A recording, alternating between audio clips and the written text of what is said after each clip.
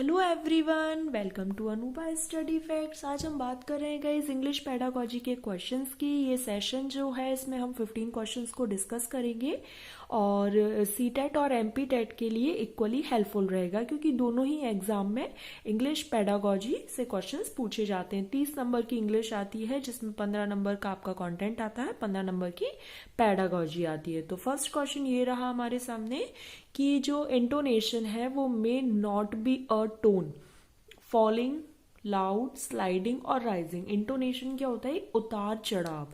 जैसे जब मैं शुरू करती हूँ तो ऐसे बोलती हूँ हेलो एवरीवन, फिर जब जैसे हमारी इस वीडियो की एंड होता है तो हम बोलते हैं thanks for watching this video. तो मतलब एक राइजिंग और फिर थोड़ा सा जब लास्ट होता है तो फॉलिंग। तो यहाँ पर फॉलिंग, लाउड और राइजिंग तो होगा, बट क्या पूछा गया है? मे नॉट बी, तो स्लाइडिंग।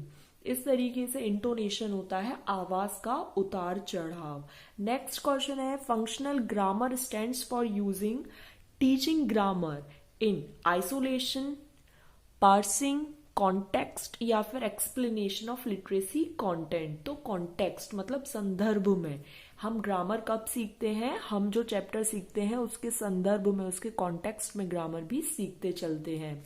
नेक्स्ट है a teacher ask the students to assess their classmates.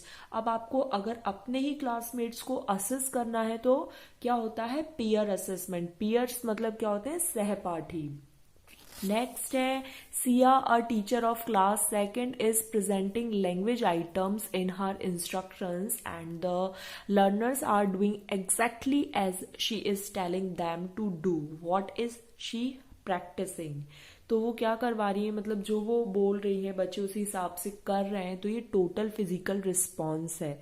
यहाँ पर बच्चा किस तरीके से काम कर रहा है? Total physical response. Remedial teaching is for, भाई रेमेडियल टीचिंग किस लिए दी जाती है? उस बच्चे को और बेहतर तरीके से कैसे सिखाया जा सकता है और टीचर अपने आप को कैसे इम्प्रूव कर सकता है उसके टीचिंग मेथड्स में। तो फर्स्ट ऑप्शन बिल्कुल सही हो जाएगा। नेक्स्ट है कंटेंट वर्ड्स होते हैं, वो कैसे होते हैं? तो कंटेंट वर्ड्स होते हैं लेक्सिकल वर्ड्स होते हैं। नेक्स्ट है आपका अब हमको अल्फाबेटिक मेथड्स का पूरा प्रोसीजर बताना है। तो सबसे छोटा लेटर होता है, फिर उससे मिलकर वर्ड्स बनता है, फिर पूरा एक फ्रेज बनता है, फिर एक सेंटेंस बनता है। तो second option letter, words, phrases and then sentence. Next है राइज एंड फॉल। वही आ गया ना tone. The rise and fall of tone is that is called intonation. फिर बात आती है कि डिक्टेशन हेल्प नहीं करती है, तो कंसंट्रेशन में हेल्प करती है क्योंकि जो टीचर बोल रहे होंगे उनको आपको अच्छे से सुनना होगा, तभी आप सही लिख पाओगे। फिर उसके बाद स्पेलिंग्स वगैरह में भी ध्यान रखना रहेगा। लिसनिंग कॉम्प्रहेंशन भी अच्छा होना चाहिए, लेकिन यहाँ पर रीडिंग स्किल उतना ज्यादा इंपॉर्टेंट नहीं है। Close means assessing, finishing, missing part close. तो यहाँ पर आपने देखा होगा एसएससी वगैरह में क्लोज टेस्ट पूछे जाते हैं, मतलब मिसिंग पार्ट पूरा एक सेंटेंस लिख दिया जाता है, फिर उसमें कुछ फिल इन द ब्लैंक्स रहते हैं जिनको फिल करना रहता है। तो यहाँ पर मिसिंग पार्ट, कुछ चीजें मिस रहती हैं। होमोग्राफ, तो ग्राफ से यहाँ पर आप अच्छे से समझ सकते हैं। ग्राफ मतलब लिखना जो सेम लिखे जाते हैं, भले ही मीनिंग्स अलग अलग हों लेकिन लिखा हुआ सेम होता है। जैसे यहाँ पर लेड एक मेटल है और यहाँ पर लीड, यहाँ पर जो डायरेक्शन देने के लिए होता है ना, वो लीड करेगा इस जगह को या फिर इन लोगों को।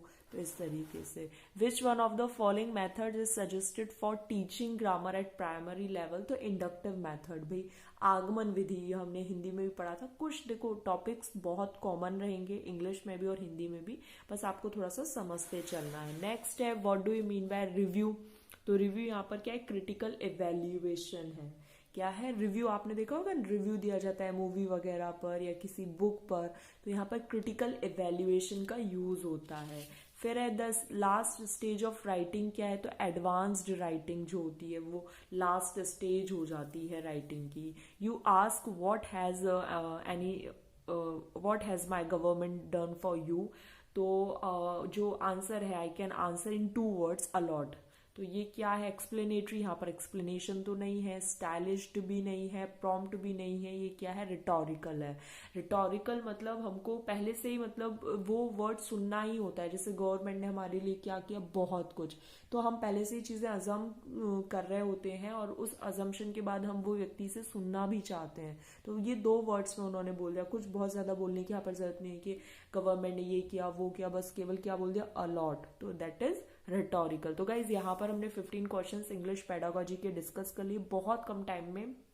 सबसे बड़ी बात आती है टाइम की, टाइम बहुत ज्यादा वेस्ट भी ना हो और आप लोगों को समझ आ जाए। अगर फिर भी कोई प्रॉब्लम आती है, आपको कुछ समझ नहीं आता है, तो आप कमेंट सेक्शन में पूछ सकते हैं, या फिर और किसी अलग वे में आप चाहते हैं कि मैं एक्सप्लेन करूं, तो जो भी आपकी सजेशंस रहेंगे मैं पूरी कोशिश करूंगी कि और बदलाव और अच्छे से सुधार आ पाए इसमें।